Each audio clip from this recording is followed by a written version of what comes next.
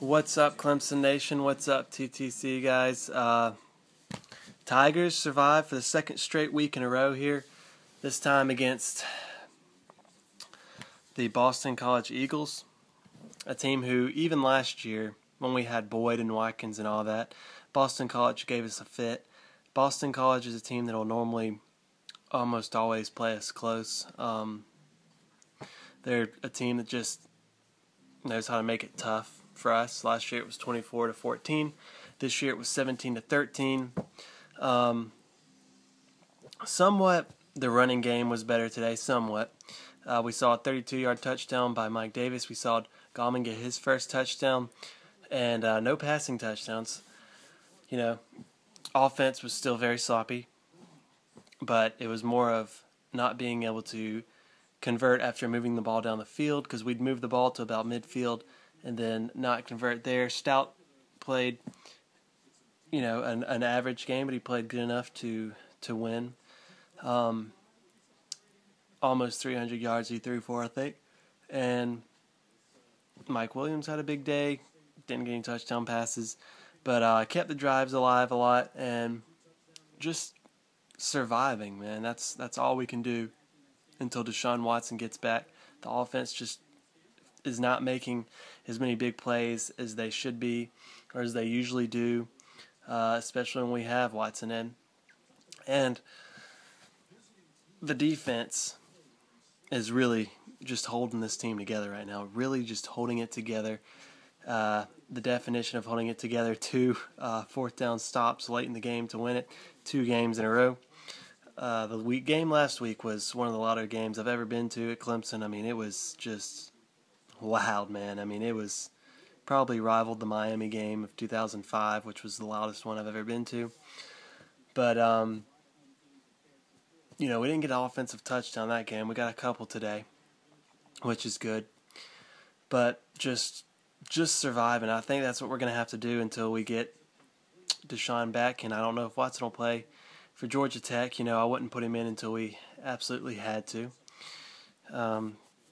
He'll probably definitely be back by Georgia State and for the South Carolina game. But we just need to do what we did a little bit more in the second half. In the second half, we started to make those short passes a little bit more and not try to do those slow developing running plays, which is really never going to work with this offense, with the people we have now and the offensive line we have now. But we really started to figure out what works a little bit better in the second half. Still had too many 3-and-outs and stops, but I think that we'll see Stout get a little bit better the next couple of games and hopefully put up more than 17 and 23. I want to see us put up a good number against Syracuse next week. Syracuse, they won 37 at Wake Forest. Syracuse and Wake played today. Those are our next 2 opponents. Some Syracuse fans getting a little cocky because apparently beating Wake Forest is a big deal, and 2 of their losses are to top 10 teams, so they're 3-1 against non-top 10 teams. But I'm really not that worried about them, coming to the Valley for a night game. I think we'll be okay. Do I think we'll absolutely blow them out? No.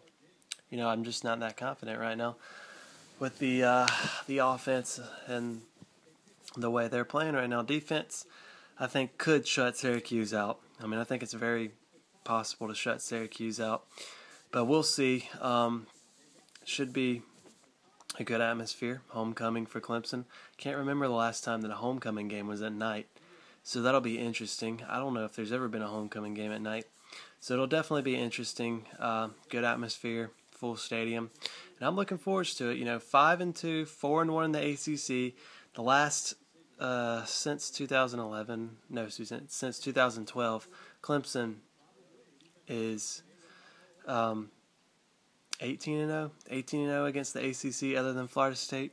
I want to say 19-0 against teams outside of Florida State and the ACC. So I think we'll finish up 7-1 and improve that this year, and just keep rolling. 11-2 is the goal, and just survive until we get Deshaun back and finish strong. Go Tigers.